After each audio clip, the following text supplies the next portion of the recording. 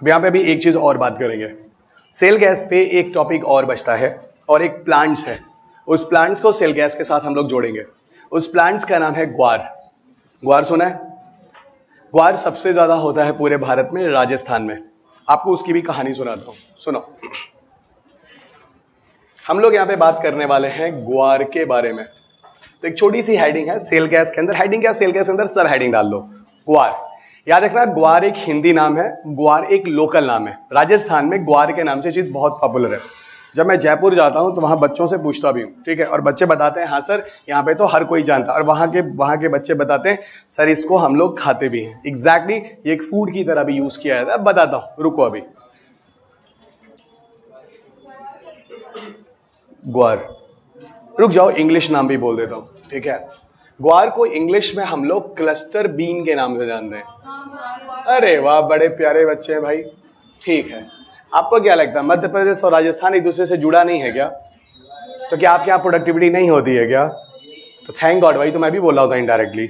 इधर आइए, मैं तो सोच रहा था कि आप में से कोई जवाब क्यों नहीं दे रहा है। चलिए, तो ग्वार हिंदी नाम है, इंग्लिश में से कहते हैं क्लस्टर बीन। और बीन जो होता है ना, वो एक्चुअल में लेग्यूम्स ग्रुप में आता है। लेग्यूम ग्रुप का मतलब होता है दाल वाले पौधे। तो ये लेग्यूम ग्रुप्स के पौधे हैं, और लेग्यूम ग्रुप के जो पौधे होते हैं वो सॉइल के अंदर बड़े अच्छे बायो फर्टिलाइजर भी होते हैं। उसके अंदर नाइट्रोजन फर्टिलिटी को बढ़ा देते हैं। फिलहाल ये इकोलॉजी का टॉपिक है, नाइट्रोजन साइकिल में बताया जाता है, नाइट्रोजन फिक्सेशन के टाइम में, उसको मैं छोड़ता हूं। ग्वार जो है इसके बहुत सारे यूजेस हैं जनरली। फिलहाल मेरे को इसके दो यूज आपको पढ़ाने हैं। एक जो कि सेल गैस से जुड़ा हुआ है। कहां जुड़ा हुआ है इसका काम? सेल गैस से, वो मैं आपको बताता हूं। और दूसरा, ग्वार का इंपॉर्टेंस फूड आइटम्स में भी कहीं है, वो भी आपको बताता हूं कहां। ठीक है, पहली चीज हम लोग सेल गैस के बारे में बात करेंगे। यहां पर ग्वार का क्या इंपॉर्टेंस है जरा समझो बच्चों। ऐसा है कि ग्वार का डिमांड जो था, आज नहीं पहले बहुत ज्यादा था। कहा? जो कंट्री अपने कंट्री में सेल गैस निकालते थे वो भारत से ग्वार खरीद कर ले आते थे, क्योंकि ग्वार के पौधों में एक गम निकलता है, गोंद गम, ठीक है, और उसको हम बोलते हैं ग्वार गम। जो ग्वार गम था इसका बहुत ज्यादा डिमांड था पहले, यानी अर्लियर, है ना। अर्लियर ग्वार गम वाज इन हाई डिमांड। पहले ग्वार गम की बहुत ज्यादा मांग थी, कहने का मतलब है। अब आप पूछोगे सर अर्लियर इतनी ज्यादा मांग क्यों थी? उसके पीछे कारण यह है क्योंकि जो हाइड्रोलिक फ्रैक्चरिंग जो टेक्नोलॉजी है, इस हाइड्रोलिक फ्रैक्चरिंग टेक्नोलॉजी मैंने बोला था सेल गैस के एक्सप्लोरेशन की टेक्नोलॉजी, इसमें इसका यूज बहुत ज्यादा होता था। जो नेचुरल ग्वारगम जो ग्वार के पौधे से मिलता है उसका यूज किया जाता था। Everybody clear? जो नेचुरल ग्वारगम जो है उसका यूज किया जाता था। तो earlier it was high demand, है ना। इसकी वजह से राजस्थान के जो किसान थे अच्छा पैसा कमाते थे। ओके, अच्छा पैसा कमाते थे, ठीक है, रेट बढ़ गया था। लेकिन बाद में क्या हुआ, है ना, आफ्टर 2014 यानी करीब 2015 तक आते आते लोगों ने सिंथेटिक ग्वारगम बना लिया। सिंथेटिक का मतलब कुछ केमिकल। अब सिंथेटिक ग्वारगम जब बन गया तो भैया किसको चाहिए अब नेचुरल? वही काम कुछ केमिकल वाले ग्वारगम जो बनाए गए, वो केमिकल वाले ग्वारगम भी वैसा ही काम कर रहे हैं, और फिर उसकी डिमांड खत्म हो गई। तो किसी जमाने में इस तरह के क्वेश्चंस भी आपके पेपर में रहे थे, ठीक है। तो ये भी याद रखना, after 2014-15 synthetic guar gum developed, okay, और अल्टीमेटली डिमांड स्टॉप, मांग अब खत्म हो गई। फिर किसान की कंडीशन वही रह गई। नहीं तो मैं बताऊं, राजस्थान में उस समय जाता था, फिलहाल जाता तो मैं आज भी हूं जयपुर वगैरह क्लास लेने, तो वहां के जो एक बच्चा था वो बैंक मैनेजर था, है ना, IDFC करके बैंक था, ठीक है, जहां मैं क्लास लेता था। वो मुझे बताता भी था, सर पता है हम लोग तो अच्छा खासा लोन किसानों को दे रहे हैं, क्योंकि किसानों की बड़ी कमाई है आजकल। मैं बता रहा हूं 2014 तक की कहानी, ठीक है, क्योंकि जो बाहर से लोग खरीद रहे हैं तो ये अपना रेट बढ़ा के बढ़िया पैसा कमा रहे हैं, हम लोग किसानों को खूब लोन दे रहे हैं। उसके बाद मेरी उससे मुलाकात नहीं हुई जब ग्वारगम की डिमांड खत्म हो गई। तो अब क्या हालत है, तुम लोग बैंक वालों इंटरेस्ट ले पा रहे हो कि नहीं? ठीक है, चलिएगा, नहीं समझ रहे हैं आप लोग, बात गई, छोड़ दीजिए, अब उसको क्या लेना देना है। पर एक क्वेश्चन का सवाल था, मैंने कहा चलो बता देते हैं। और दूसरा क्वेश्चन का सवाल जो आपको पहले बता दूं, ग्वार गम को हम लोग फूड आइटम में भी मिलाते हैं। किस फूड आइटम में? अभी समझाता हूं। Specially as a thickening agent, चीज को गाढ़ा करने के लिए किसी फूड आइटम में इसका उपयोग किया जाता है। As a thickening agent. समझाता हूं मैं, ठीक है। इसको हम लोग as a thickening agent use में लाते हैं। बताता हूं क्या है भैया थिकनिंग एजेंट। देखो ऐसा है कि आप लोग रबड़ी जानते होंगे, हाँ बिल्कुल जानते होंगे, दूध का आइटम होता है। और ये जम्मू से लेके कन्याकुमारी तक मैं तो पूरा देश ही घूम रहा हूं, आते पढ़ाते हर जगह राबड़ी लोग खाते और पसंद भी करते हैं। राबड़ी बनती कैसे? राबड़ी बनती है, आप मिल्क को ले लो और मिल्क को आप खौलाते जाओ। जैसे से मिल्क का पानी निकलता जाएगा मिल्क होता जाएगा मोटा, और मोटा हो जाएगा तो बच्चा मिल्क हो जाएगा गाढ़ा, और हो जाएगा गाढ़ा तो हो जाएगा टेस्टी। समझ में आ गई बात? और जैसे टेस्टी हो जाएगा उसी को कहते हैं राबड़ी। लेकिन इस पूरे प्रोसेस में हुआ क्या है, अच्छा खासा मिल्क जो था 1 लीटर का कम हो गया है। हुआ है कि नहीं हुआ है? मैं आपको एक दूसरा प्रोसेस देता हूं। क्या? आप मिल्क को थोड़ा गर्म करने के बाद ना उसमें ग्वारगम को अच्छी तरह से मिला लो, मिल्क हो गया गाढ़ा, हो गया टेस्टी, थोड़ा बहुत रबड़ी उबड़ी करके बना के खा जाओ। अब भी नहीं समझ में आया? अब भी नहीं समझ में आया? क्या है ये? ठीक नहीं?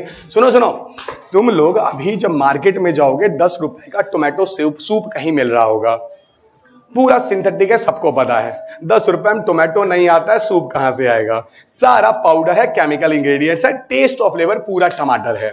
उसमें भी हम लोग ग्वारगम को मिला देते हैं उसको मोटा करने के लिए, और जब सूप थोड़ा मोटा होता है तो वो भी हो जाता है टेस्टी। किसने बच्चा? हाँ तो उसमें भी मिलाते, तो हम क्या करें? गाढ़ा करना, हाँ तो उसमें जाके आप चेक करना, उसमें क्या पता आपको वो वही मिला रहे हो। Not understood? तो सर आप ये कह रहे हैं कि जो राजस्थान में जो जानवर खाते हैं, इनको चारों की तरह से उनको हम फूड में मिलाकर थिकनिंग एजेंट की तरह से खा रहे हैं? काइंड ऑफ ऐसा ही कुछ। अब तुम्हारे दिमाग में पहला क्वेश्चन सबसे पहले आना चाहिए, ये हमारे हेल्थ के लिए सेफ है या नहीं सेफ है? तो मैं एक बात बोल दूं, ऐसा कोई रिपोर्ट है नहीं, इसलिए मैं चुप हूं। नहीं समझ में आया? ठीक है, कहानी खत्म। पूरा मैंने आपको गैसियस नेचर ऑफ फ्यूल पढ़ा दिया। इस पूरे के पूरे अभी तक हम लोगों ने जितनी पढ़ाई की है, पूरा गैसियस नेचर ऑफ फ्यूल समझ में आ गया। यानी हम लोगों ने अभी पूरे एनर्जी चैप्टर में फ्यूल को पढ़ डाला है, और फ्यूल पे कम से कम 10 क्वेश्चन से ज्यादा आया है, हमने 10 बना लिए हैं अभी तक जितना हमने साइंस टेक में पढ़ा है। समझ में आ रही है बात? ठीक है,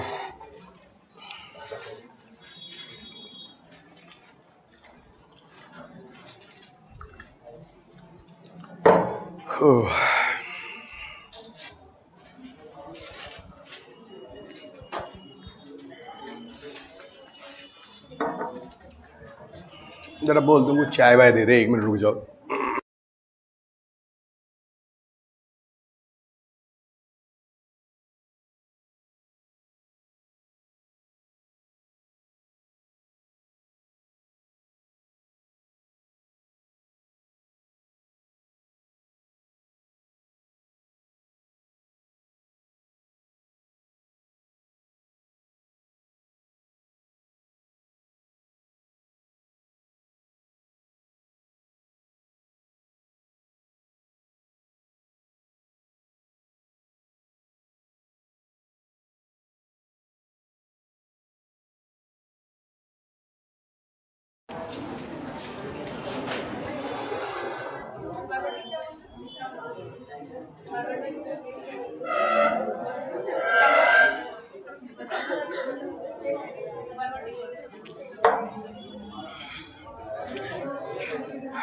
चलो बच्चों, अब हम आते हैं नेक्स्ट टॉपिक पर, एक नया पार्ट, और नए पार्ट का नाम है रिन्यूएबल एनर्जी। चलो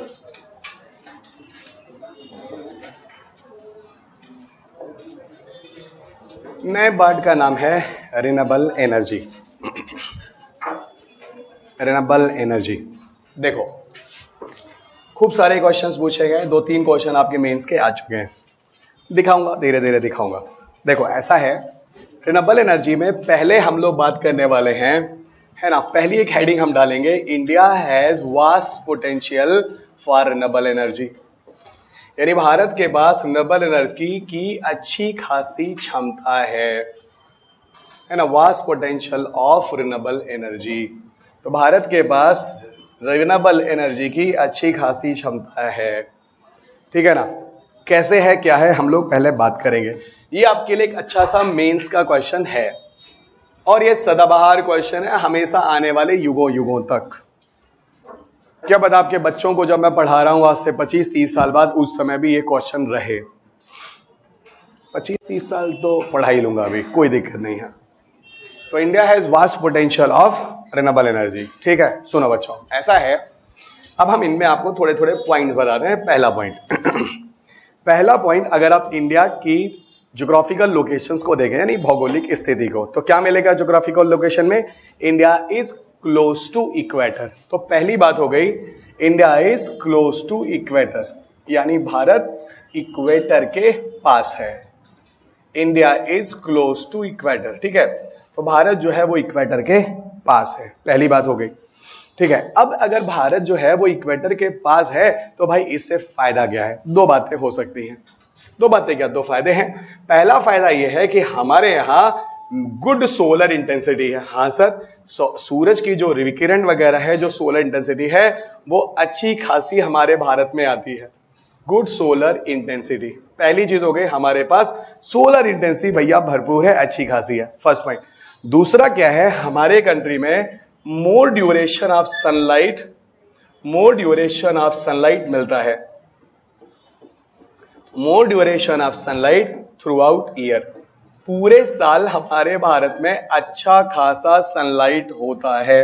मोर duration of sunlight throughout the year, ठीक है। हमारे भारत में अच्छा खासा सनलाइट होता है। So more duration of sunlight throughout year.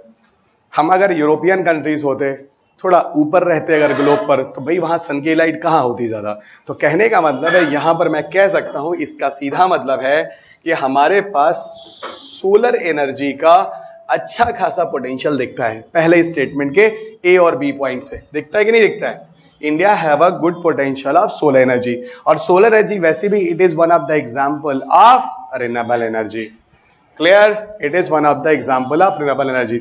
वहीं हम दूसरे पॉइंट्स की तरफ चलते हैं, ठीक है। वहीं हम लोग दूसरे पॉइंट्स की तरफ चलते हैं। क्या है दूसरा पॉइंट? सुनो बच्चों, दूसरे पॉइंट में क्या है आपको बताऊं, हमारा जो कोस्टल एरियाज है वो भी अच्छा खासा है, ठीक है। India has a dominating coastal areas. तो दूसरा हो गया, हमारे पास अच्छा खासा प्रभावी रूप से डोमिनेटिंग कोस्टल एरियाज है, ठीक है। समुद्र तटीय क्षेत्र वगैरह जो बोलते हैं, डोमिनेटिंग कोस्टल एरियाज हैं। और डोमिनेटिंग कोस्टल एरिया पे वेस्टर्न कोस्ट देखो, ईस्टर्न कोस्ट देखो, हर किसी को समझ आता है। यहां पर भी दो बातें हो सकती हैं। जैसे पहले वाले स्टेटमेंट में दो बातें हो गई, दूसरे वाले स्टेटमेंट में भी दो बातें हो सकती हैं। कौन सा?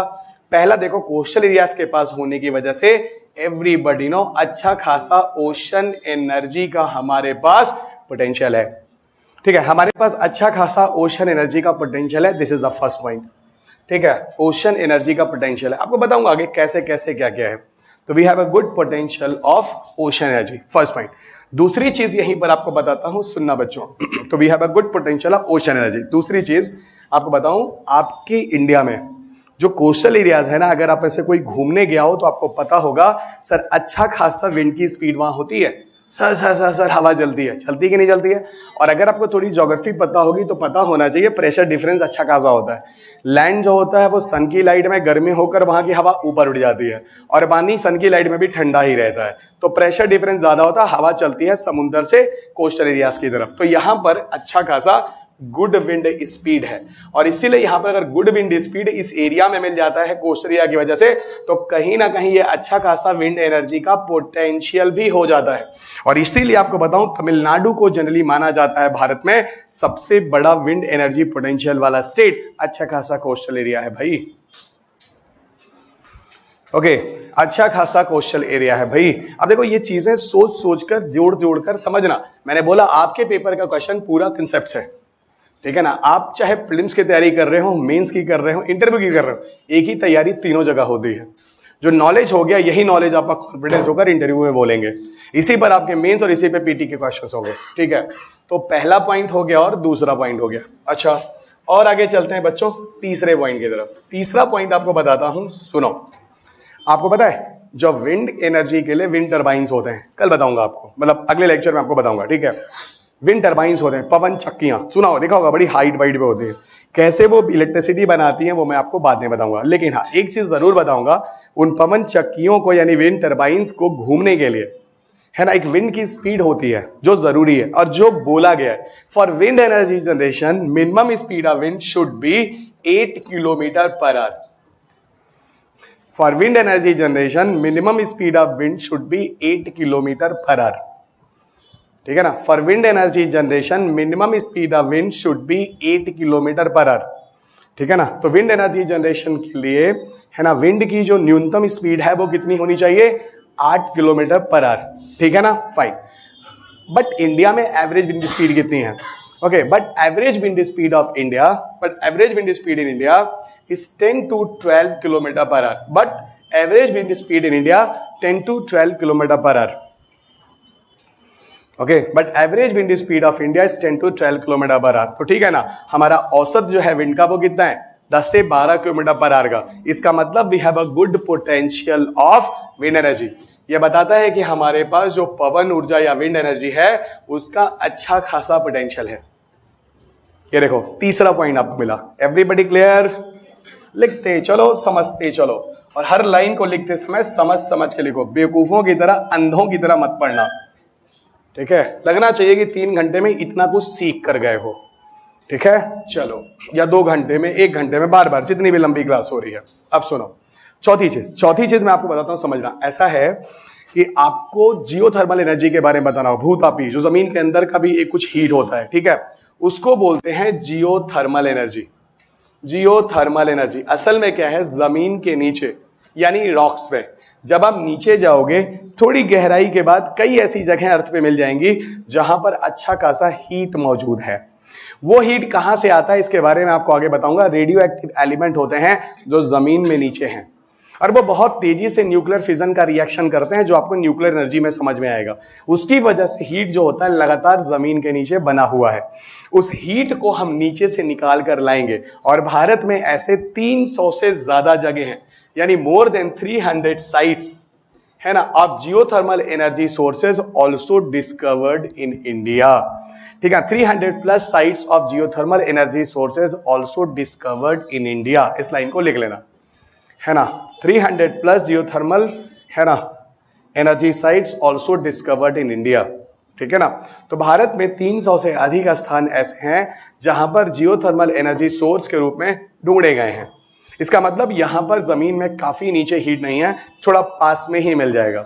कुछ जगह तो ऐसी है जहां जमीन के नीचे की हीट ऊपर निकल कर आती है। एक जगह है जहां मैं गया भी हूं जिसका नाम है मणिकरण। ये पड़ता है जब हम शिमला से कुल्लू मनाली की तरफ जाते हैं। एक गुरुद्वारा भी है, वहां पे प्रसाद विशाद भी है, लंगर वंगर भी है। हम लोग तो भाई लंगर वंगर का खाना टेस्टी होता ही है, ठीक है। तो वहां पर मैंने देखा एक कुंड है, कुंड समझते हो, तालाब वाला टाइप का, और नीचे से बच्चा हीट निकल कर आता है, और वो कुंड चाहे ठंडी हो गर्मी हो गर्म रहता है। गुजरात में भी है, इवन कश्मीर में भी है, इवन हरियाणा में भी है। मैं तो 300 से ज्यादा बता रहा हूं। अरे एक दो ऐसे समझाने के लिए, क्योंकि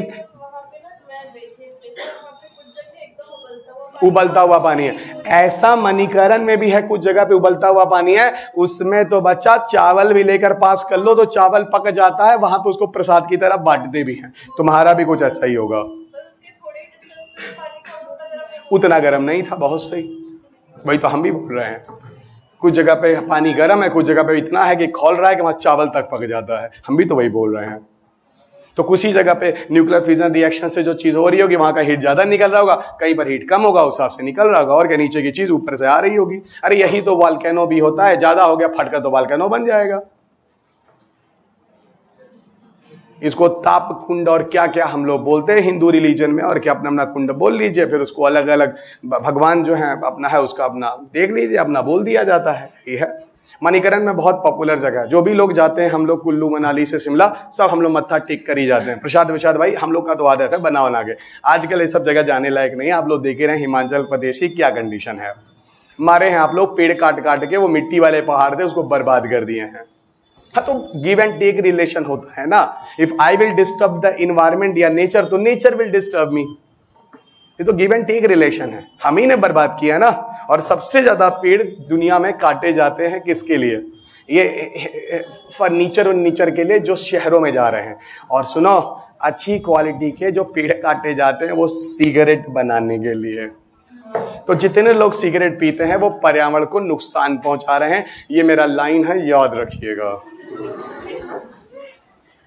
ओके, आइए। सिगरेट का जो पेपर होता है वो बहुत ही स्टैंडर्ड है ना, स्टैंडर्ड पेपर बनता है। फिलहाल मैं आपको बायोलॉजी नहीं पढ़ा रहा हूं, किनारे हट जाते हैं। अब हम आते हैं 5वें पॉइंट पर और लास्ट पॉइंट पर, और इस आंसर को कंप्लीट करते हैं।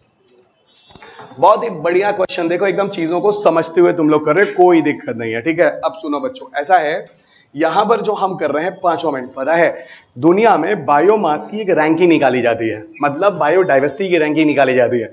किस दुनिया में किस कंट्री के पास अच्छा खासा पेड़ पौधा है, डेंस फॉरेस्ट है, ये फॉरेस्ट है, वो फॉरेस्ट है। तो जो 18-19 कंट्रीज के नाम निकाले जाते हैं, भैया हम लोग हमेशा किसी ना किसी पायदान पे होते ही होते हैं, मतलब कोई ना कोई रैंकिंग हमारी इंडिया की होती है। ये तो बहुत अच्छी बात है। इसका मतलब India is among good biodiversity ranking nation, among good biodiversity ranking nation, है ना, गुड बायोडाइवर्सिटी रैंकिंग नेशन। यानी भारत पूरी दुनिया में, है ना, बायोडाइवर्सिटी की अगर रैंकिंग निकालें तो हम अच्छे पायदान पर होते हैं। इसका मतलब हमारे पास बच्चा अच्छी खासी बायोडाइवर्सिटी है। नहीं समझ आई बात? हमारे पास अच्छी खासी बायोडाइवर्सिटी है। और इसका कंक्लूजन क्या होगा? इसका सीधा मतलब है कि भाई हमारे पास अच्छा खासा बायोमास एनर्जी पोटेंशियल है। और बायोमास एनर्जी को हमने कहां रखा था पिछले लेक्चर में? रिन्यूएबल एनर्जी में रखा था कि नहीं रखा था? तो यानी अब सुनो एक मिनट, अब आप में से कुछ बच्चे पूछ सकते हो, सर एक बात बताओ, बायोमास एनर्जी को आप रिन्यूएबल में कैसे रख रहे हो? अगर हमने पेड़ काटा तो पेड़ खत्म। अरे प्रभु, हम पेड़ काट नहीं रहे हैं। लकड़ियां गिरेंगी, जाके बीन के ले आना, कल फिर गिरेंगी, जाके बीन के ले आना, और परसों फिर गिरेंगी, जाके बीन के ले आना, और अगले दिन, अरे सो स्वीट, समझ गए। पेड़ काट दोगे तो अब तुमको मुर्गी अंडा कहां से देगी?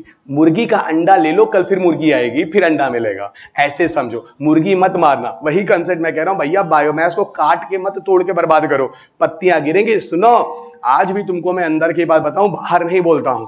उज्ज्वला स्कीम आपको लगता है सफल है? एक नंबर का फ्लॉप स्कीम है। 70% एलपीजी सिलेंडर कोई भरा ही नहीं है। उतना महंगा सिलेंडर है, समझ रहे हो तुम लोग? तुम अमीर हो ना, हमारा देश 80% गांव में रहता है, समझ ही नहीं रहे हो आप, ठीक है ना। 80% गांधी जी, कलाम साहब कहते तो थे पूरा प्रोविजन लाओ, provision of urban amenities rural area. Bharat को अगर विकसित करना है तो भैया गांव को विकसित करो। ये तुम्हारा इंदौर, कोलकाता, भोपाल, ये सब तुम्हारा बेंगलोर, ये दिल्ली, ये कोई शहर है? बकवास शहर है ये। भारत देखना है, गांव जाओ। ऐसा नहीं होता तो आईएएस की ट्रेनिंग में तुम लोगों को कभी गांव नहीं भेजते, ग्राम पंचायत का रिपोर्ट नहीं तैयार कराते। भारत का विकास गांव का विकास है। तुम गलत समझ गए हो, नई पीढ़ी हो ना।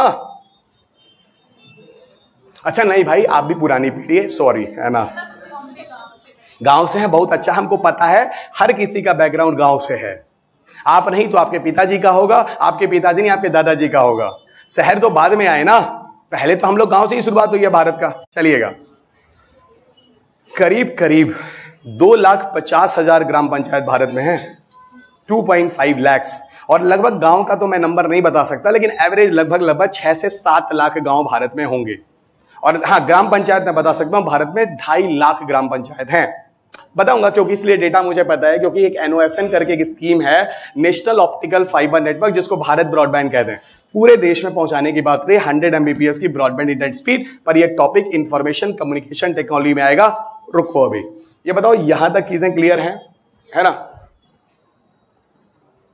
सुनो इधर आओ, सो स्वीट, है ना। सुनो, अपने बच्चे हैं, तुम लोग भी हो। देखो ऐसा है, मैं ना तुम लोगों को अपना खिलौना मानता हूं। क्यों मैं इसको समझाता हूं। मेरी जिंदगी सुबह यहां शुरू होती है, शाम को खत्म होती है, और मेरे दिन का एक दिन खत्म हो जाता है मेरी लाइफ का। मैं भी तुम लोगों के साथ अपनी जिंदगी जीता हूं। अगर मैं हंसूंगा नहीं, मुस्कुराऊंगा नहीं, तो मेरे लिए ये जो जॉब है ना, ये बहुत दर्दनाक जॉब होगा। मैं बीपी शुगर का पेशेंट हो जाऊंगा। तो मैं आप लोगों के साथ खेलता हूं, जैसे घर के अंदर आप देखो, आप ऐसे कितने लोग ऐसे हैं जो सबसे छोटे भाई बहन है अपने घर के, हाथ उठाओ। ठीक है, आप ध्यान रखना, आपके जो बड़े भाई बहन है ना, आपको छेड़ते हैं, ये आपकी भाषा में है, लेकिन वो उनकी भाषा में वो आपके साथ खेलते हैं, क्योंकि आप घर के खिलौने हो। नई बात समझ में आई? आ गई? तो आप लोग मेरे लिए क्या हो, समझ में आया? क्या हो? खिलौने हो। मैं आपको डांटता हूं, आपको पुचकारता हूं, आपको प्यार करता हूं, आप ही तो अपने हो। आप समझ में आई बात? ये एक परिवार है बच्चों, आप इसको प्रोफेशनल तरीके से लेते हो, हम प्रोफेशनल होते तो आदम करके निकल लेते। हम आए हैं सिलेक्शन ही कराने। आप आज नहीं, लेकिन 2 साल बाद इस क्लास का इंपॉर्टेंस समझोगे। समझ में आई बात? 2 साल बाद समझोगे, रुको अभी। ठीक है, चलो। तो भी क्या था, मेरा खिलौना ही तो था। सोचो प्यार से बच्चा कितना खुश हो गया, हुआ कि नहीं खुश हुआ? तब चलो, तो आप लोग भैया अपने भैया और दीदी को, है ना, बिगड़ो नहीं। आपकी किस्मत अच्छी कि आप छोटे हैं, ठीक है ना, वो आपसे प्यार करते हैं। सुनो, बाद में जब रूठते हो तो मनाते भी तो वही हैं, चॉकलेट लाते हैं। अच्छा चलो हम तुमको मूवी दिखाते हैं, कौन सी जवान देखोगे? चलो हम दिखा के, चलो चलो चलो, तुम है कि नहीं? ये नई नई चीज है तो घबराओ नहीं। चलो, तो अगर आप बड़े हैं तो क्यों आप बड़े हैं, प्रॉब्लम आपकी है। इधर आइए, है ना, अब इधर आइए, आगे बढ़े बच्चों, इधर आओ। सुनो यहाँ पे एक चीज समझो जरा। ए इधर आओ, ए इधर आओ, इधर आओ, ए इधर आओ। देखो, ये सारे पॉइंट्स आपको मिले रिन्यूएबल एनर्जी के। 1 मिनट, अब मैं यहां पे एक चीज को कंक्लूड कर रहा हूं। क्या कंक्लूड बोल रहा हूं? ये बताओ, इसमें ऐसी कोई चीज है जो हम लोग बनाए हैं? नहीं सर, ये तो कुदरत है, यानी नेचर है। ये सारी चीजें अपने आप मौजूद हैं। इसका सीधा मतलब है कि अगर मैं कंक्लूड करूं, ये सारे जो ऊपर के दिए गए जो इंफॉर्मेशंस हैं, यानी on the basis of above mention data, we can call geographical location of India is itself in the favour of renewable energy. यानी हमारी भौगोलिक स्थिति ऐसी है जो अच्छी खासी रिन्यूएबल एनर्जी के पोटेंशियल को बता रही है। बता रही नहीं बता रही है? लिखो, लास्ट में कंक्लूड करो, on the basis of above mention data. ठीक है, on the basis of above mention data. ठीक है, जितनी भी ऊपर की इंफॉर्मेशन दिए गए हैं, above mention data, we can call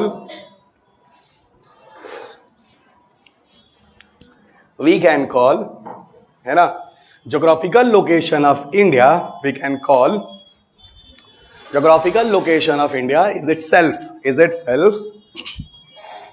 geographical location of India is itself in the favor of renewable energy, है ना।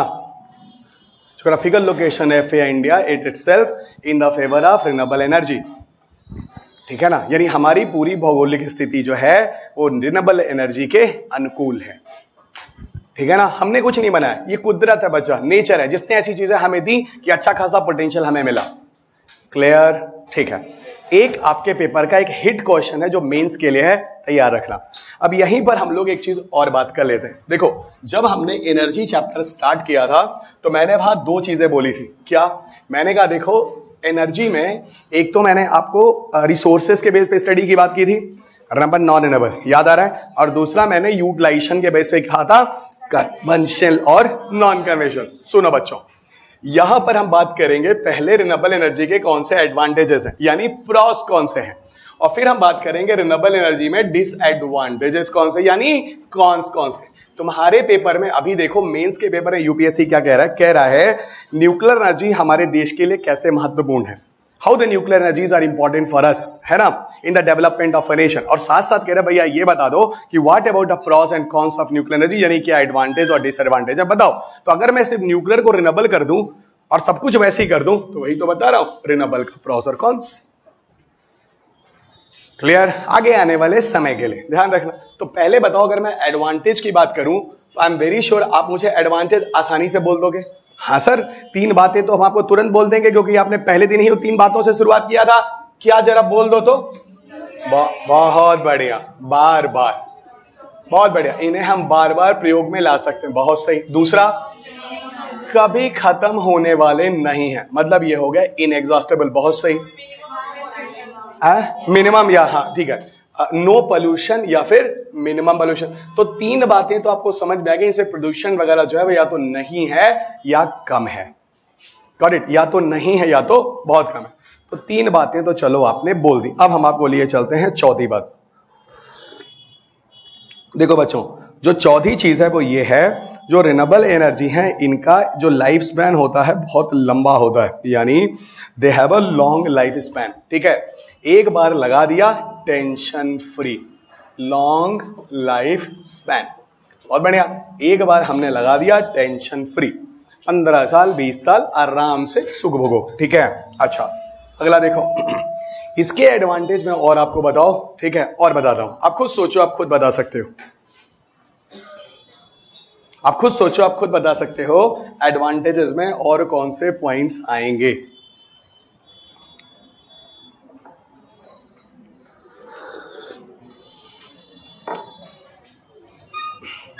On the basis of durability it will become cheap, on the basis of durability it will become cheap, है ना, क्योंकि long life span है तो ये overall आपको 15 साल में जाकर काफी सस्ता पड़ जाएगा।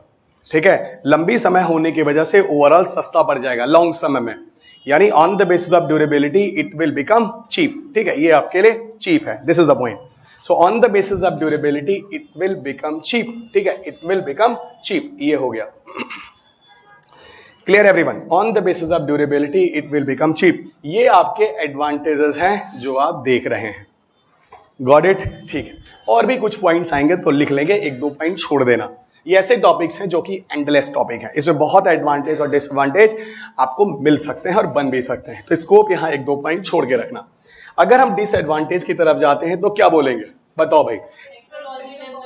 ठीक है, टेक्नोलॉजी, लेकिन सबसे पहले मैं यहाँ ये कहूंगा कि असल में क्या है, ये हाई इनिशियल कॉस्ट है, पैसा वैसा भैया ज्यादा लगता है इसमें। ठीक है, इसमें हाई इनिशियल कॉस्ट है, शुरुआत में लागत ज्यादा होती है ना, शुरुआत में लगाना काफी महंगा है। ठीक है, दूसरा यह है कि हम मौसम पर निर्भर होते हैं, यानी मौसम पर आश्रित, यानी कहने का मतलब है वेदर डिपेंडेंसी है हमारी, हमारी क्या है, we have the depend on weathers, हमारी वेदर डिपेंडेंसी है, मौसम पर आश्रित है, वेदर डिपेंडेंसी। तीसरा जो है, इसकी एफिशिएंसी काफी कम होती है, यानी इसकी जो क्षमता होती है एनर्जी जनरेट करने की काफी कम होती है, यानी लेस एफिशिएंट होता है। ठीक है ना, दे आर लेस एफिशिएंट। ठीक है, लेस एफिशिएंट। चौथा मैं बताऊंगा, they take time in energy generation, they take time in energy generation, इनसे एनर्जी बनाने के लिए, ठीक है, काफी समय लगता है। They take time in energy generation, ठीक है, इनसे इलेक्ट्रिसिटी बनाने के लिए, एनर्जी मतलब इलेक्ट्रिसिटी आगे बात करो। ठीक है, इनसे इलेक्ट्रिसिटी बनाने में काफी समय लगता है। ठीक है, अगली बात देखना, they take time, it is not primary source of energy always, it is not primary source of energy always.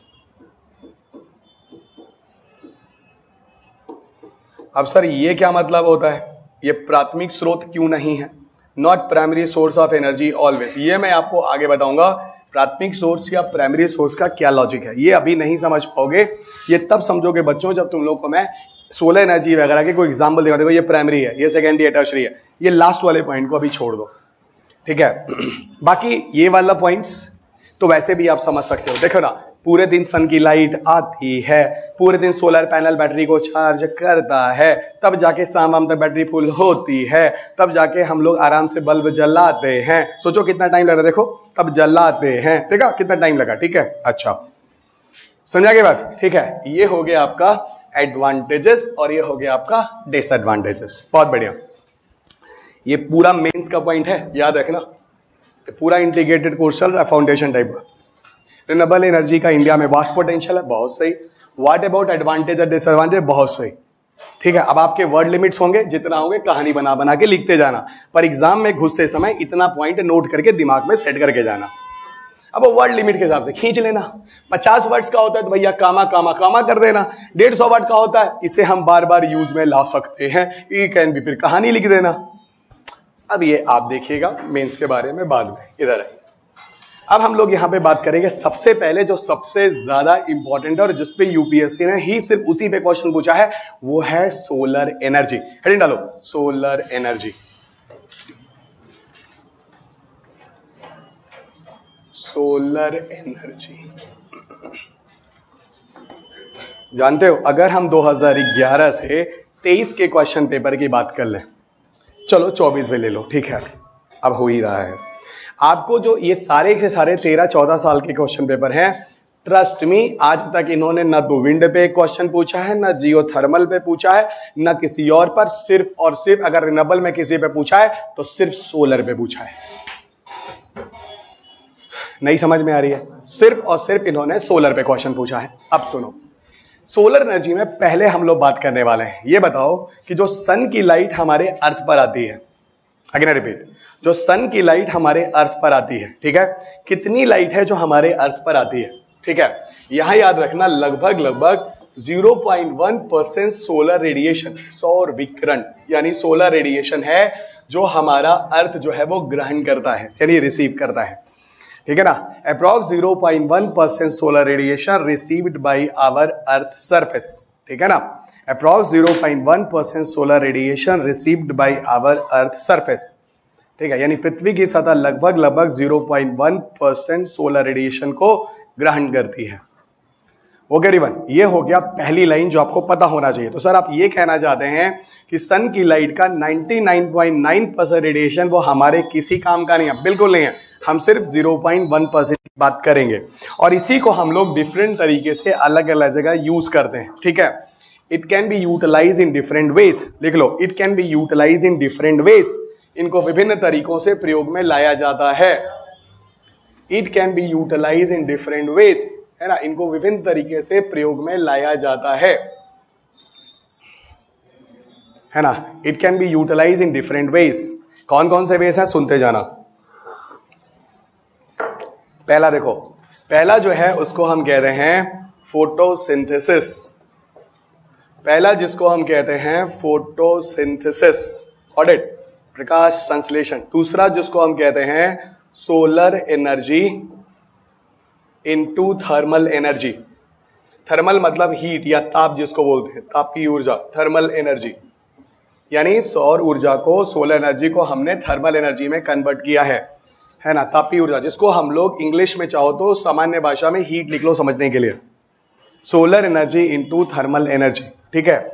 और तीसरा है बच्चा जिसको हम कहते हैं फोटोवोल्टाइक्स। फोटोवोल्टाइक टेक्निकल नाम है, ये यही नाम इवन हिंदी वालों को भी बताता हूं मैं, फोटोवोल्टाइक्स ही, ठीक है, इंग्लिश वालों यही नाम रहता है। शॉर्ट में अब इसको पीवी कहते हैं और देसी भाषा में, बोलचाल की भाषा में हम लोग यहाँ को सोलर पैनल भी बोलते हैं, है ना, सोलर पैनल भी बोलते हैं, या इसी को सोलर सेल के नाम से भी बोला जाता है। लेकिन हाँ, यूपीएससी ने इस क्वेश्चन में हमेशा फोटोवोल्टाइक्स ही पूछा है, उन्होंने कभी लोकल नाम को यूज नहीं किया। लेकिन हाँ, आप तैयार रहिए, यूपीएससी इस तरह के खुराफात करता है अल्टरनेटिव नाम वाले। इसका सीधा मतलब है कि हम सोलर एनर्जी को जो यूज करते हैं इन तीन तरीकों से। लेकिन हाँ, एक बात मैं आपको बता दूं, आप में से हर किसी को पता है कि जो प्रकाश संश्लेषण वाली जो चीजें हैं भैया ये नेचुरल होती हैं, ठीक है ना, और हम लोग पढ़ रहे हैं टेक्नोलॉजी। पहले सुनो और समझो टेक्नोलॉजी और साइंस में डिफरेंस क्या है, क्योंकि इससे मैं बताना बहुत जरूरी है। साइंस जो है वो प्रकृति में मौजूद है, यानी नेचर में एग्जिस्ट करता है। देखो ना, सन की रोशनी, ठीक है, जिसके अंदर न्यूक्लियर फ्यूजन चल रहा है और वो रोशनी हमारे अर्थ की तरफ आ रही है, वो एक विज्ञान है। अभी आप यहां से नीचे कूद जाओ, अगर आप दूसरे या तीसरे फ्लोर पे हो, नीचे पहुंचोगे, जिसको कहते हैं ग्रेविटी, ये एक विज्ञान है जो नेचर में एग्जिस्ट करती है। इन चीजों में आपका कुछ भी किया धरा नहीं है। ये बच्चे जो मुझे ऑनलाइन सुन रहे हैं, ये इस टेक्नोलॉजी को यूज कर रहे हैं जिसका नाम है कैमरा। ये जो मैं बोर्ड यूज कर रहा हूं, ये है टेक्नोलॉजी, ये मानव ने बनाई है मानव के कल्याण के लिए, यानी technology is developed by human being for the welfare of human being. आपको लगता है ये भगवान बना के दिए हैं कैमरा और डिजिटल बोर्ड? ये जो मेरे पॉकेट में जो है, ये भगवान बना के दिए हैं क्या? ईश्वर, अल्लाह, खुदा, ईसा मसीह, ये सब बनाए हैं क्या? गुरु नानक देव? नहीं भाई, ये सारी टेक्नोलॉजी हम बनाए हैं, ठीक है, और ह्यूमन की लाइफ को और बेटर करने के लिए। तो technology is entirely developed by human being for the welfare of human being. ये एक सिंपल तरीका है टेक्नोलॉजी और साइंस को डिफरेंशिएट करने का। मुझे नहीं लगता आप में से कोई साइंस और टेक्नोलॉजी को अब समझने में दिक्कत होगी। अब बताओ, फोटोसिंथेसिस टेक्नोलॉजी है या फोटोसिंथेसिस एक साइंस है? हाउ इंटेलिजेंट यू आर, ठीक है। हम लोग फिलहाल टेक्नोलॉजी पढ़ रहे हैं, तो टेक्नोलॉजी पढ़ रहे हैं तो हम क्या पढ़ेंगे? सेकंड और थर्ड। लेकिन हाँ, कभी अगर आपसे पूछे कि भैया बताओ कौन कौन सी हम साइंस मतलब सोलर एनर्जी का यूज कर सकते हैं, एक लाइन में लिखने में क्या जाता है अगर मेंस में कभी आ गया तो। लेकिन हाँ, हमें फोकस ये करना है, क्लियर? यानी हम सेकंड वाली कॉन्सेप्ट में बात करें, भाई ऐसा क्या है जो सन की लाइट से हम लोग हीट बना सकते हैं? क्यों? आप नॉर्मल इलेक्ट्रिसिटी तो हीट बनाते हैं, कैसे सर? गीजर में जो पानी गर्म करते हैं, गीजर में जो पानी गर्म करते हैं उसमें क्या होता है? उसमें आप इलेक्ट्रिसिटी को बर्बाद करते हैं पानी गर्म करने के लिए। मैं आपको ऐसा सिस्टम दे दूं कि बिना इलेक्ट्रिसिटी को बर्बाद किए पानी गर्म हो जाए तो सर ये तो बहुत अच्छी चीज है, हमारे घर में हमारे पिताजी का इलेक्ट्रिसिटी का बिल बचेगा। आप समझ गए? वही बात तो मैं कह रहा हूं, सन की एनर्जी से ही पानी गर्म कर दे तो सर घरों के अंदर गीजर बंद हो जाएंगे। बहुत बढ़िया, इधर आओ। इसके एक ही एग्जाम्पल नहीं है, बहुत सारे। तो मैं आपको एक काम करता हूं, सारे ही एग्जाम्पल पहले लिख देता हूं, इसमें कौन कौन से एग्जाम्पल आते हैं लिख डालो। पहला एग्जाम्पल है बच्चा सोलर वाटर हीटर। दूसरा हो गया सोलर एयर हीटर। तीसरा हो गया सोलर पॉन्ड। और चौथा हो गया solar cooker. Okay, solar water heater एक अच्छा ऑप्शन है, एक अच्छा विकल्प है आपके लिए। ऑप्शंस मिल जाते हैं किसके लिए? गीजर का। एयर हीटर आपके घर का ब्लोअर मान लीजिए, उसका एक अच्छा ऑप्शन मिल गया। सोलर पॉन्ड फिलहाल छोड़ ही दीजिए, मिसलेनियस से एक दो लाइन अभी थोड़ा सा बता दूंगा। सोलर कुकर, अगर आप शिरडी में गए हैं कभी साईं बाबा से मिलने, तो साईं बाबा की जो धूम जलती है वहां पे, जो आप अगल बगल बैठ के जो लोग प्रसाद खा रहे हैं, जिसको आप लंच बोल सकते हैं, हमारी भाषा में प्रसाद होता है, उस प्रसाद को खाते हैं वो सोलर कुकर में ही बनता है। तो सर वहां एलपीजी का यूज नहीं होता, जिस दिन नहीं होगा सन उनका लाइट उस दिन एलपीजी यूज करेंगे, बाकी हर दिन क्या है? सोलर कुकर से भी खाना बनता है और खाना खाते हैं। खाना मतलब बोलिए प्रसाद बनता है, ठीक है? चलिए, अब लंगारे में बैठ के थोड़ी कहिएगा खाना खाते हैं, क्या बोलिएगा? प्रसाद। जगह के हिसाब से शब्द का यूज कीजिए ना।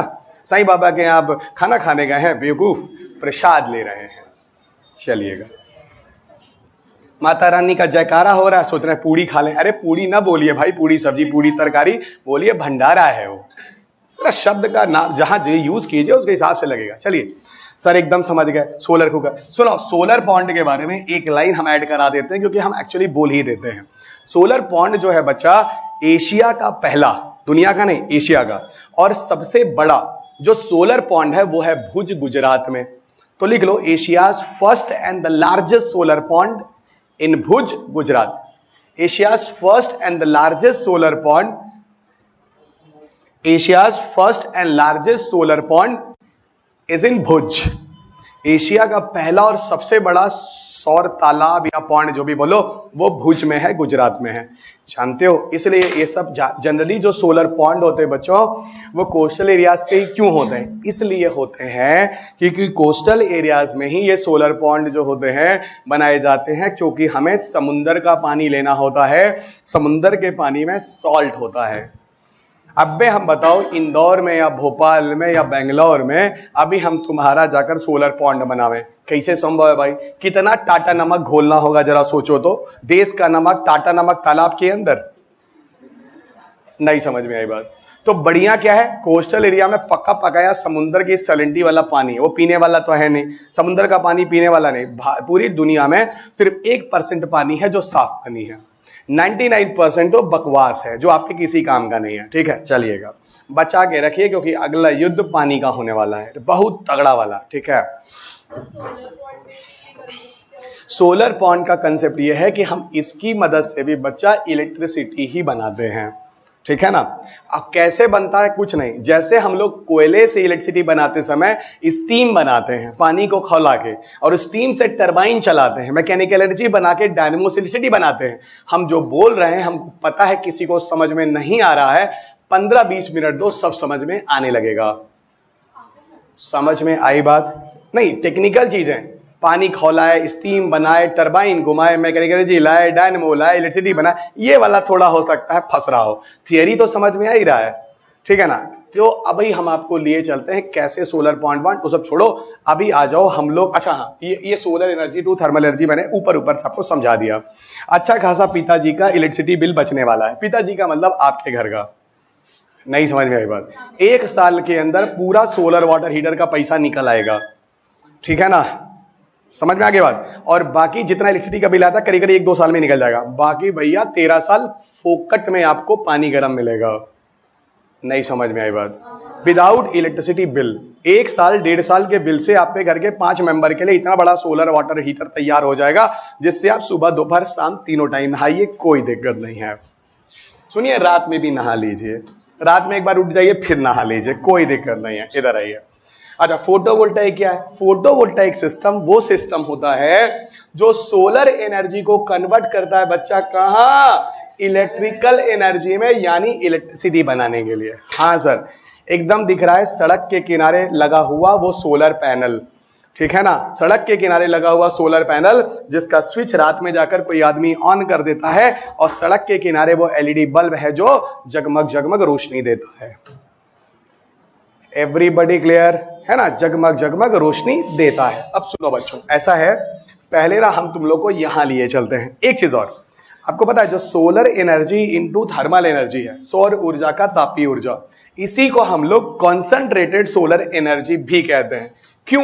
क्योंकि 2012 के पेपर में यूपीएससी ने, फिलहाल 2012 ओल्ड पैटर्न हुआ, मेंस का नया पैटर्न तो 13 से शुरू हुआ है, तो याद होगा, और पीटी का नया पैटर्न 11 से शुरू हुआ। मैं आपको यही रिकमेंड कर रहा हूं, पीछे का पेपर लगा रहे हो तो सुनिए, पिताजी के जमाने में जाके यूपीएससी दीजिए, नए जमाने का अब सपना छोड़ दीजिए।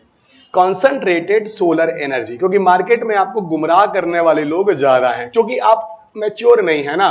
वही मैं कहता हूं, 3 साल बाद चीजें समझ में आए, पहले ही जान लो ना। मैंने क्यों बोला 2 साल 3 साल बाद आपको चीजें समझ में आएंगी, लेकिन उस समझ में आते समय 2 साल चले गए ना, और जो उसका फ्रस्ट्रेशन आपके ऊपर होगा, नहीं समझ में आई बात। अगर हमें पहले ही अटैम्प्ट में यह पता चल जाए कि जरूरत क्या है वही पढ़ लें, तो जरूरी है कि हमको तीसरे अटैम्प्ट में, चौथे अटैम्प्ट में जाके पता चले कूड़ा करकट पड़ रहे थे, काम की चीज ये थी। मैं ये नहीं कह रहा आप सेलेक्ट नहीं होंगे, लेकिन ऐसा ना कि 5वें अटैम्प्ट 6वें अटैम्प्ट में हो, तो 4 साल का जो फ्रस्ट्रेशन आपके दिमाग में चलेगा, जो सोशली आपको अजीब तरह से देखा जाएगा, है कि नहीं? घर में जो पिताजी भी आपके ऊपर भरोसा करना धीरे धीरे थोड़ा कम कर देंगे, लड़कियों की तो शादियां हो जाएंगी, वो बच्चियां एग्जाम देने लायक नहीं रहेंगी, इनको टाइम ही कितना देते माँ बाप। भाई आजकल घरों में कितने माँ बाप हैं? 5% 10% जो बच्चियों को पढ़ा रहे हैं, बाकी तो पढ़ा भी रहे हैं तो भाई 1 साल 2 साल जल्दी आओ, नहीं तो हम भेज देंगे, मतलब भेज भाज देंगे जहां जाना है, ठीक है। जिसके पिताजी का जितना पैसा उतना बढ़िया घर। अब बेचारी गरीब है तो गरीब घर में जाएगी, कोई पिताजी दहेज नहीं दे पाएंगे, यही तो भारत है। अब जो अच्छे घर की लड़की है वो अच्छे घर में चली जाएगी पैसे के दम पे। आप देख लीजिए, आपकी जिंदगी है, लड़कियों को ज्यादा टाइम, लड़कों को तो भाई आप, भारत है, ये कुछ भी करें, है कि नहीं, नरक ही है ये सब, ठीक है, कुछ भी करें, इनकी कोई इज्जत घर में नहीं है, है ना, ये हम पहले बता देते हैं। चलिए, और सही बात है, घर में बहनों की इज्जत है तो ज्यादा अच्छा है, बरकत भी वहीं उसी घर में होती है। चलिए इधर आइए। अब सुनो, सड़क के किनारे वाला फोटोवोल्टाइक सोलर एनर्जी में किसमें कन्वर्ट कर रहा है? इलेक्ट्रिसिटी में। Clear everyone? चलो देखो, हम तुमको पहले लिए चलेंगे solar energy into heat generation, ठीक है। पर इस टॉपिक को समझने के लिए बहुत सारी छोटी छोटी चीजें पहले समझनी है, तो पहले हेडिंग डाल लेते हैं सोलर वाटर हीटर, ठीक है, यानी सूरज का गीजर, यानी सोलर गीजर। पर सोलर गीजर ना लिखना, ये फालतू वर्ड है, वो हम जबरदस्ती बोल जाते हैं कभी कभी समझाने के लिए। सोलर गीजर, समझ में आगे बात? चलिएगा, पर कोई सोलर गीजर कोई शब्द नहीं होता है। इधर आओ, सोलर गीजर में है क्या? देखो बच्चों, ऐसा है, पहले हम सोलर एनर्जी से पानी गर्म करने के पहले 2-3 चीजें समझाते हैं। सुनो, पहले हम तुमको बताते हैं पूरी दुनिया में इलेक्ट्रिसिटी कैसे बन रही है, कोयले से, है ना, किससे? कोयले से। और पता है 60% के आसपास पूरी दुनिया की इलेक्ट्रिसिटी किससे बन रही है? Thermal power plant. अभी बोला था, कल से ही चल रहा है, थोड़ा बहुत कम और मान लो क्योंकि आज का रिन्यूएबल बढ़ रहा है, ठीक है। चलो ऐसा है, हमने ले लिया कोयला, ये देखो, असल में मुझे यहाँ 2-3 पिक्चर बनाना है तो इसको नीचे बनाना है। चलो अभी मैं ऊपर कर देता हूँ, बाद में भी नीचे कर दूंगा। अब नहीं बनाइए तो अभी ज्यादा अच्छा है, लास्ट में फोटो खींच लीजिएगा अगर टाइम खत्म होता है तो। पर समझ लीजिए, है ना, समझ लीजिए। समझ नहीं आया तो फिर अंत में क्लास में आने के बाद फिर वहीं रह गए, ठीक है। हर किसी के पास मोबाइल फोन है, स्टैंडर्ड मोबाइल फोन है, स्टैंडर्ड दिमाग लगाइए। हमने बच्चा ले लिया कोयला, देखो अभी कोयले से इलेक्ट्रिसिटी का वो जो टरबाइन घुमाया, मैकेनिकल एनर्जी बनाया, डायनमो लगाया, वही वाली कहानी सुनो जरा। कोल लिया, कोल को जब हम गर्म करेंगे तो क्या निकलेगा प्रभु? हीट निकलेगा। वेरी इंटेलिजेंट स्टूडेंट है ना। जब हम कोयले को गर्म करें क्या निकलेगा? ऊष्मा, हीट निकलेगा। अब एक काम करो, यहां पर ना हम एक काम करते हैं, प्रेशर कुकर ले लेते हैं। देखो बिजली बना रहे हैं कोयले से, है ना। प्रेशर कुकर ले लिया। सुनो, प्रेशर कुकर में ना हम बच्चा पानी डाल दिया। अच्छा एक बात बताओ, कोयले का अगर हीट पानी में आएगा तो पानी क्या होगा? खौलेगा। चलो गर्म होकर स्टीम बनेगा, थोड़ा सही तरीके से बोल देते हैं, ठीक है। और देसी भाषा में खौलेगा। तो भैया जब खौलेगा तो यहां क्या निकला? स्टीम निकला। एक बात बताओ, स्टीम का एक बढ़िया प्रेशर होता है कि नहीं होता है? सबने प्रेशर कुकर में दाल, है ना, बहुत कॉमन है, चलेगा। अब ये स्टीम, ये हो गया बच्चा तुम्हारा विसल, ठीक है, ये हो गया स्टीम। यहां से निकला स्टीम, बहुत बढ़िया, निकलो भाई स्टीम। स्टीम का क्या आया? प्रेशर। अब यहां पर हमने लगा दिया एक टरबाइन, देसी भाषा में चलो हमने बोला एक पंखा। ये बताओ, ये टरबाइन या जो पंखा होगा, जब स्पीड के साथ स्टीम आएगा तो प्रभु घूमेगा कि नहीं घूमेगा? घूमेगा। और जब कोई मशीन टरबाइन तेजी से घूमेगी, इसको हम क्या बोलेंगे? इसको हम बोलेंगे बच्चा मैकेनिकल एनर्जी। कौन सी एनर्जी बोली जाती है फिजिक्स में? इसको मैकेनिकल एनर्जी। बहुत सही, यांत्रिक ऊर्जा, मैकेनिकल एनर्जी। अब यहीं पर एक इंस्ट्रूमेंट लगा दो, कौन? डायनमो। क्या बोला था मैंने? डायनमो। एक इंस्ट्रूमेंट होता है, डायनमो क्या करता है? मैकेनिकल एनर्जी को कन्वर्ट कर देता है इलेक्ट्रिकल एनर्जी में या इलेक्ट्रिसिटी में। देखो बिजली जल गई, बिजली बन गई।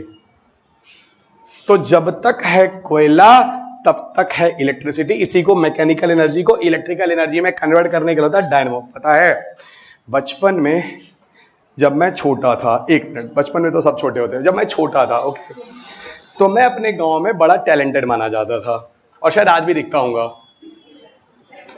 झूठ ही बोल दो, जरूरी है कि सच बोलो सर, ऐसा नहीं है, आप गलतफहमी में हैं। हाँ सर ऐसा मान लो, है ना।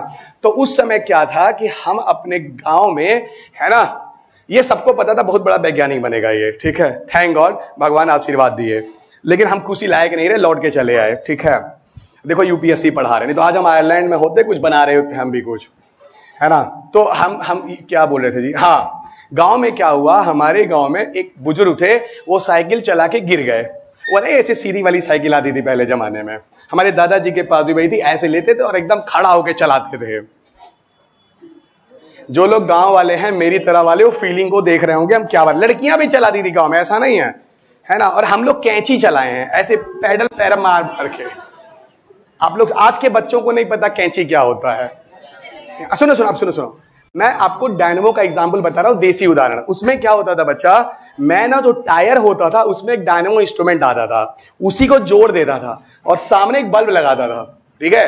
तो जो आदमी जितना जोर से पैडल मारता था, वो डायनमो उतनी जोरी से उस पैडल को क्या हुआ, अब उसको पैडल को समझ जाओ बच्चा, वो टरबाइन है। जितना जोर से मैं पैडल मारता था उतनी तेजी से व्हील घूमता था, तो जितनी तेजी से व्हील घूमता था उतना तेजी से मैकेनिकल एनर्जी आ जाता था, वो है ना, मैकेनिकल तेजी से। ये मान लो पैडल मार रहे, घुमा तेज मैकेनिकल एनर्जी, और यही डायनमो लगा होता था, ऐसा गोल सा छोटा सा था, स्टील की तरह सफेद सफेद, तो है ना, और वो उससे बल्ब को ऑन कर देता था। तो जब तेजी से पैडल मारता तो तेजी से बल्ब ऑन होता था। तो ये बचपन से ही लगता था कि मैं बहुत बड़ा कोई विज्ञान में कोई चमत्कार करने वाला आदमी हूं, ठीक है। पता चला कोचिंग में बैठ के पढ़ा रहा हूं। इधर आओ, अब सुनो, ये कॉन्सेप्ट क्लियर हो गया। अभी रुको, अब थोड़ा नीचे आ जाओ, चलो भाई और नीचे आ जाओ, चलो और नीचे आ जाओ, चलो चलो, अब रुको, अभी अब तुम यहां रुको, एडजस्ट हो जाओ। दो तीन चीजें पढ़नी है, उसके बाद सब जुड़नी है, और तब जाके अंत समझ में आएगा। ऐसे आप लोग बोलोगे अच्छा, ये अभी बाद में आएगा, रुक जाओ अभी, उसके लिए दो तीन चीज और सुनो। अच्छा एक बात बताओ, करंट्स कितनी तरह के होते हैं? विद्युत धारा, करंट दो तरह के, है ना, दो तरह के। एक होता है एसी और एक होता है डीसी, है ना। एसी को बच्चा बोलते हैं अल्टरनेटिव करंट, डीसी को बोलते हैं डायरेक्ट करंट। बहुत सही। ये बताओ डायरेक्ट करंट हम लोग कहां यूज करते हैं? डीसी करंट हम लोग कहां यूज करते हैं? सीधा सीधा बोलो, डीसी करंट हर बैटरी में होती है। मेरे मोबाइल फोन में बैटरी लगा हुआ है, इसमें भाई डीसी करंट है। समझ में आ रहा है कि नहीं आ रहा है? इसमें डीसी करंट है। ओके एवरीवन, ठीक है, एवरीबॉडी क्लियर? तो मेरे मोबाइल फोन में क्या है? डीसी करंट है, ठीक है, क्योंकि बैटरी लगी हुई है। सुनो, लैपटॉप में भी वही होता है, क्योंकि लैपटॉप में भी बैटरी होती है। सुनो, देखो, जब घर के अंदर पिताजी लोग जब इन्वर्टर खरीदते हैं तो इन्वर्टर के साथ एक बैटरी भी खरीदते हैं, है ना। वो बैटरी वही होती है जिसमें इलेक्ट्रिसिटी सेव होती है। अब भी इलेक्ट्रिक, और उसमें किस फॉर्म में इलेक्ट्रिसिटी सेव होती है? डीसी के फॉर्म में। अब जिस बच्चों का कभी साइंस नहीं रहा है वो भी समझ गए हैं कि सर डीसी हर बैटरी के अंदर होती है, यही आप बोलना चाह रहे हैं। Clear everyone? डीसी कहां होती है? हर बैटरी के अंदर होती है। ऐसे याद रख लो, इससे बढ़िया कुछ हो ही नहीं सकता। जिनको कभी डीसी यदि समझ में ना आया हो, एप्लीकेशन से याद रख लो, हर बैटरी के अंदर डीसी करंट होता है। अच्छा, और सुनो, हम लोग के तार से जो हाई टेंशन वायर है ना, वो नहीं बाहर सड़क से होते थे, तार बीच के तुम्हारे घर के अंदर आ रहा है और तुम्हारे घर में आके मीटर से लगा, बच्चा उस तार के अंदर एसी करंट होता है। और सुनो, वो एसी करंट आकर हमारे घर के अंदर ये पंखा, ट्यूबलाइट और ये सब चलाता है। समझ में आई बात? और हमारे घर के अंदर ये जो बल्ब है ना, ये एसी लाइट से ऑन होने वाला बल्ब है। और ये जो हमारे मोबाइल फोन में जो टॉर्च है ना, ये डीसी वाला बल्ब है। इसका मतलब सर अब इनडायरेक्टली ये समझाने की कोशिश कर रहे हैं कि मोबाइल फोन का जो टॉर्च है वो डीसी बल्ब है, और घर के अंदर जो बल्ब लगा हुआ है वो एसी बल्ब है। यानी ये डीसी बैटरी से चल रहा है और ये एसी करंट से चल रहा है, बल्ब दोनों। एक बात बताओ, टॉर्च के अंदर कौन सा बल्ब होता है? हाँ, 2 बैटरी छोटी छोटी निप्पो की लगी होती थी बचपन में, हमको याद है, और आगे गोल सा बल्ब होता था, घुमा घुमा के लगा देते थे, बैटरी ऑन करते थे। हाँ, वो डीसी बल्ब होता था। ये मैं क्यों डीसी एसी में तुमको उलझा रहा हूं, थोड़ी देर बाद समझ में आएगा, रुक जाओ अभी, कहानी समझ आ गई। एक बात और बताओ, डीसी और एसी में ज्यादा पावरफुल कौन होता है? कुछ ना करो, हम बहुत देसी उदाहरण बताते हैं। एक काम करो, तुम ना एक जाके बैटरी टच कर लो, डीसी करंट होता है, ठीक है, और बताओ झटका पटका लगा कि नहीं लगा। और दूसरा, उंगली लाओ और स्विच में डाल दो अंदर और स्विच को ऑन कर दो प्लग में डालकर।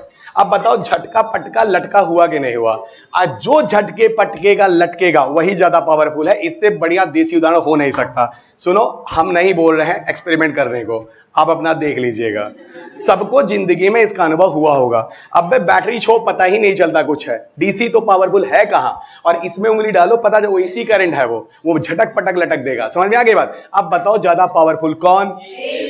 तो तुम लोगों को कितना देसी उदाहरण देना पड़ता है। असल में तुम लोग हो भी देसी, वो तो बस ऊपर से शो करते हो विदेशी टाइप के हो, कुछ नहीं है तुम लोग। इधर आओ, अब सुनो, पिताजी लोग क्या खरीदते हैं? इन्वर्टर, और इन्वर्टर के साथ क्या खरीदते हैं? बैटरी। पहले इस कॉन्सेप्ट को जरा समझाता हूं, बहुत जरूरी है, समझो पहले।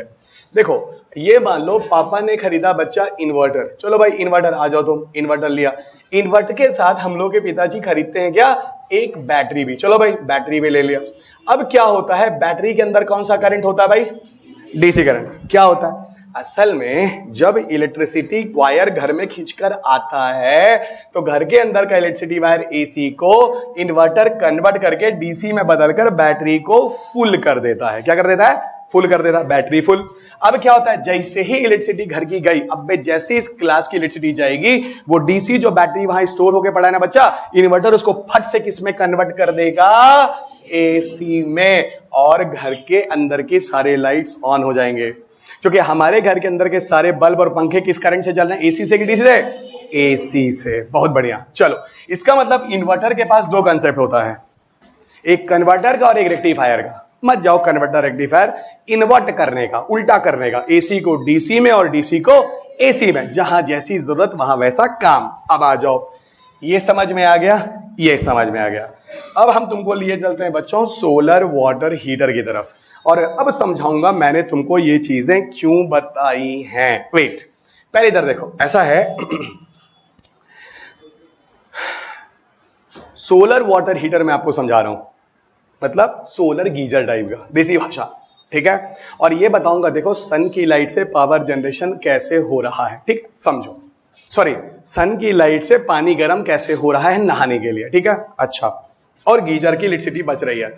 मैंने एक सोलर वाटर हीटर बनाया, ये है सोलर कलेक्टर। देख लो चुपचाप क्या है, मुझे पता है ये बहुत ही कॉमन चीज है और हर किसी ने इस चीज को देखा है। आप जिस जिस शहर में रहने वाले लोग हैं, आप सब अपने शहर में कई छतों पे देखिए, ऊपर छत पे जाकर देखिए, लटक कर इधर उधर कईयों के छत पे सोलर वाटर हीटर मिल जाएगा। ये ट्रांसपेरेंट ग्लास होती हैं और अंदर इसमें एक फिलामेंट लगा होता है। बिल्कुल वैसे ही जैसे पुराने जमाने में गोल वाला बल्ब आता था, उस गोल वाले बल्ब में ऐसे ट्रांसपेरेंट बल्ब होता था, ऐसे करके एक फिलामेंट लगा होता था। कुछ समझ में आ रहा है? यहां पर एक रॉड शेप का स्ट्रक्चर है, ये ट्रांसपेरेंट ग्लास होती है शीशे की बनी हुई, इनको बच्चा हम लोग कहते हैं सोलर कलेक्टर। वो वाला कलेक्टर नहीं डिस्ट्रिक्ट वाला, ये सोलर वाला कलेक्टर है। कलेक्टर का मतलब होता है सन की लाइट को कलेक्ट करता है अपने अंदर, गॉट इट? ये कलेक्टर वो वाला कलेक्टर है, कलेक्शन करने वाला। और सुनो, और इसमें नीचे का जो एरिया होता है, नीचे या पूरा, ये पूरा ब्लैक पॉलिश हो जाता है। क्यों भाई? सन की लाइट आएगी, ट्रैप ज्यादा होगा, गर्म ज्यादा होगा, तो यहां गर्मी बढ़ जाएगी। और पता है सन की लाइट में ये सोलर कलेक्टर ऐसी एक टेक्नोलॉजी है भैया जो 200 300 डिग्री सेल्सियस टेम्परेचर पहुंचा देता है। इतना तो किसी को नहाना भी नहीं है। नहीं समझ में आ रहा है? सुनते जाओ। अब बताओ, जिसका 200-300 डिग्री सेल्सियस टेम्परेचर जा सकता है, वो जिस कंटेनर में पानी गर्म कर रहा होगा 200 तक मेंटेन कर सकता है कि नहीं कर सकता है? घबराओ नहीं, अभी सुनो, धीरे धीरे समझाऊंगा। मैं आपको इनडायरेक्टली कुछ हिंट दे रहा था। ये बच्चा एक वाटर टैंक है। क्या है? वाटर टैंक है। वाटर टैंक में क्या भरा है? Very intelligent student, water tank में पानी भरा हुआ है। अब सुनो, एक चीज समझो, ये सोचो, ये जो है, इधर देखते रहो बच्चे, एकदम अभी 2 मिनट खट से खत्म हो जाएगा। अगर इधर टैंक तो क्या हो गया? इधर देखो, यहां जो है ये टैंक से पानी निकलने का सोर्स यानी आउटलेट है, और ये बच्चा टैंक से पानी निकलने का यानी ये इनलेट है। ये हो गया आउटलेट, ये हो गया इनलेट। ये क्या हो गया? आउटलेट, पानी बाहर निकला। ये क्या हो गया? इनलेट, पानी अंदर आया। समझो अभी, ठीक है? सुनो, हमने ना टैंक में एक थर्मो रेगुलेटर लगा दिया है। रुको, पहले लिख लेने दो। अब सर ये थर्मो रेगुलेटर कौन सी चिड़िया का नाम है? ऐसा है, जो तुम लोग गीजर यूज करते हो उसमें भी तो एक थर्मो रेगुलेटर लगा हुआ है। जैसे पानी खौला, अपने आप गीजर ऑफ हो गया, नहीं तो पानी खौला खौला खौला और खौला ही खौला, शाम तक खौली खौला, है कि नहीं? समझे? तो वही हम कह रहे हैं, फालतू में इलेक्ट्रिसिटी बर्बाद हो रही है। Everybody understood? फालतू में बर्बाद है। एक काम करो, यहां पे भी थर्मो रेगुलेटर लगा दो। हमको चाहिए मान लो 50 डिग्री सेल्सियस टेम्परेचर, बस। तो हमने भी सेट कर दिया प्रभु 50 डिग्री सेल्सियस टेम्परेचर। डन। जैसे गीजर में सेट हो गया वैसे ही। अब सुनो क्या होगा, ऐसा है, एक काम और करना, सुनो सुनो। तो हमने इसको थर्मो रेगुलेटर क्यों लगाया, सबको समझ में आ गया? ताकि पानी एक टेम्परेचर तक ही गर्म रहे, ठीक है? अच्छा, और सुनो, सबको पता है दिन के समय में तो पानी गर्म हो जाएगा, रात को तो प्रभु सन की लाइट खत्म हो जाती है। तो जब सन की लाइट खत्म हो जाती है बच्चा, तो ये पूरा का पूरा टैंक तो सुबह होते होते ठंडा हो चुका होगा, फिर ठंडे ठंडे पानी से नहाना पड़ेगा। शाम को 5 बजे थोड़ी ना नहाना है, गर्म पानी मिल जाए, हमको तो कल सुबह नहाना है। अब सुनो, अब क्या किया जाए? कुछ ना करो, पहले एक काम करो, इसके चारों तरफ एक बढ़िया वाला कंट्रोल है ना, इसके चारों तरफ एक बढ़िया वाला इंसुलेटर लगा दो। इंसुलेटर वो चीज होती है जो हीट को लॉस नहीं होने देती है। क्या लगा दिया? इंसुलेटर। इंसुलेटर हीट को लॉस नहीं होने देता है। समझ रही बात? इंसुलेटर हीट को लॉस नहीं होने देता है। इसलिए अब क्या होगा, बढ़िया वाला इंसुलेटर है, रात को जो पानी दिन में गर्म हुआ वो ठंडा नहीं होगा, उसको प्रोटेक्ट करेगा। क्या है ये? मटीरियल ना जाओ बच्चा, ठीक है? बहुत हो सकता है, थर्माकोल के साथ कई चीजें लगाई जाती हैं, ठीक है? सुनो, बस इंसुलेटर। हाँ, एकदम हाँ हाँ बोलना पड़ता है मेरी क्लास में, क्योंकि आप टेक्नोलॉजी पढ़ रहे हैं, कहानी नहीं सुन रहे। सुनो, अब यहां पे ये देखो, ये बच्चा क्या है? सन की लाइट। देखो, सुबह हो गया है ना, अब ये जैसे ही सुबह हुआ, सन की लाइट पहुंची कहां? सोलर कलेक्टर पर। सोलर कलेक्टर वो टेक्नोलॉजी होती है, सन की लाइट लेते ही गर्म हो जाती है। क्या हो जाती है? गर्म हो जाती है। और जैसे ही गर्म होती है पूरा का पूरा, और पानी अगर इससे सर्कुलेट हो रहा है, तो प्रभु पूरा पानी जो इस ट्यूब से होकर इसके पास से गुजर रहा है, पूरा इस पानी के अंदर का जो पानी इस ट्यूब के अंदर है, पूरा सोलर कलेक्टर से हीट इसमें ट्रांसफर हो जाएगा, और ट्यूब के अंदर का पानी धीरे धीरे गर्म होते होते होते होते होते होते होते होते आके इस टैंक में मिलेगा। कुछ गर्म होते होते होते कि टैंक का टेम्परेचर बढ़ा के 50 डिग्री सेल्सियस का टेम्परेचर मेंटेन कर देगा। और मेंटेन करने के बाद ऑटो कट होगा, अपने आप ये बंद हो जाएगा वाटर सर्कुलेशन। और ये पूरा का पूरा जो पानी है बच्चों, ये देखो, ये जो पूरा का पूरा जो गर्म पानी है, ये तुम्हारे घर नीचे पहुंच रहा है। ये देखो तुम्हारे घर, ये ऊपर छत पे लगा हुआ है, पूरा मैंने मैग्नीफाई करके बना दिया है। समझ में आया? और सुना, एकदम बहुत आसान है, इसमें पानी क्यों नहीं गर्म हो जाएगा ट्यूब में से? एक बात बताओ, जब हम लोगों की मम्मा हम लोगों को दूध पिलाती थी छोटे पे, है ना, तो जब हम लोग को जल्दी सोना होता था, स्कूल जाना होता था, क्या करती थी? गिलास का दूध लाती थी, देती थी, तो पीते नहीं थे, बहुत गर्म होता था, क्या करती थी? वो मग लाती थी, मग में क्या करती थी? पानी रखकर, अरे हर किसी घरों में हुआ भाई, और उस गिलास को उसमें रख देती थी, तो धीरे धीरे जो गिलास का हीट होता था वो धीरे धीरे मग के पानी में चला जाता था, तो ये वाला हीट ट्रांसफर होकर मग का पानी गर्म हो गया कि नहीं हो गया? बहुत सही। इसी तरह इस ट्यूब के अंदर का ये जो कलेक्टर है, इसका हीट ट्रांसफर हो जाएगा और ट्यूब के अंदर का पानी धीरे धीरे गर्म होता जाएगा और सर्कुलेट होते होते होते होते इसका टेम्परेचर पूरा वो मेंटेन कर देगा। अंडरस्टूड? अब सुनो, अब ये पानी गया नीचे, तुम लोग नहाओ धो जो करना हो, 3-4 दिन तक पानी ठंडा नहीं होने वाला। सुनो, एक बात बताओ, क्या मैं इसमें एक चीज और चेंज कर सकता हूं क्या? अगर मैं इसमें एक काम कर दूं, कौन सा काम कर दूं? मैं इसमें अगर इस थर्मो रेगुलेटर से टेम्परेचर और बढ़ा दूं तो? सर आप कहना क्या चाह रहे हैं? मैं कहना ये चाह रहा हूं कि 50 डिग्री सेल्सियस को मान लो मैं 70 कर दिया। ये बताओ, अगर मैं 70 कर दिया, थोड़ा बढ़ा दिया मान लो और ज्यादा, तो अब यहां के पानी के टैंक में क्या होगा? बहुत सही पकड़ लिया इस बच्चे ने। सर अब यहां का पानी भी खोलने लगेगा और यहां निकल आएगा क्या? स्टीम। यानी स्टीम के साथ स्टीम का एक प्रेशर, और अगर हम उस स्टीम के प्रेशर को ले जाकर टरबाइन से जोड़ दें तो इलेक्ट्रिसिटी भी बना सकते हैं। सुनो, हवा नहीं लगा था तुम लोगों को 2014 में जब ये क्वेश्चन आया था। क्यों? क्योंकि पूरी जनता भारत की यूपीएससी की तैयारी में बकलोल होकर करंट अफेयर्स पढ़ रही है। ये कोई पढ़ाता ही नहीं है पूरे भारत में। गांव में बोलते हैं बकलोल, यहां नहीं बोलते क्या? हमारे यहाँ गांव में बकलोल बोला जाता है, यहाँ भी बोलते हैं भाई, हिंदी स्टेट है। अच्छा चलो भाई, ये बताओ बढ़िया से चीज समझ में आई ही कि नहीं आई है? बोल नहीं रहे तुम लोग, बकवास लोग यार तुम लोग हमको लगता है ये मान के आए हो कि पढ़ाई जो है बहुत ही बोरिंग है, बहुत ही इरिटेटिंग है, ऐसा मान के आए हो क्या? नहीं, हम कल से बना देंगे उसको, सही बता रहे हैं, मगर ऐसा सोच के आए हो तो इतना आसान सी चीज है, यूपीएससी का क्वेश्चन लग रहा है जो क्वेश्चन। रुक जाओ, ले लो फोटो, ले लो, ठीक से ले लो, रुक जाओ पहले, बढ़िया देना, रुक जाओ बढ़िया से, मेरा आना चाहिए पहले, रुको। अच्छा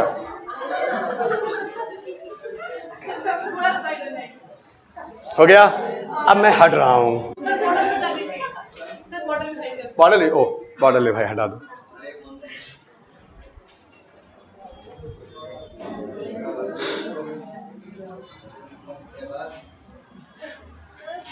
इसको बनाना जरूर है घर पे आराम से। एक मिनट और सुनना, इसके आगे अभी इसमें एक चीज और बचता है, क्या? फोटोवोल्टाइक्स। अब फोटोवोल्टाइक्स हम लोग अगले लेक्चर में बात करेंगे, ठीक है? ओके।